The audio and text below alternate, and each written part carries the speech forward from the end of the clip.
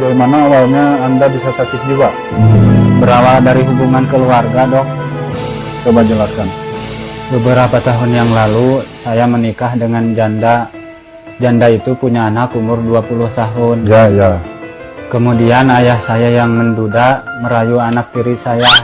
Dan akhirnya anak tiri saya menikah dengan ayah saya. Waduh. Berarti anak tiri saya menjadi ibu saya. Loh, kok makin pusing ini? Dan ayah saya menjadi menantu saya. Ini? 2 tahun yang lalu, istri saya melahirkan anak saya. Ya. Dan itu adalah adik dari ibu tiri saya. Sehingga anak saya memanggil saya ayah. Saya juga bisa memanggil anak saya paman. Terus? Kemudian tahun berikutnya, anak tiri saya dan ayah saya mempunyai anak. Terus?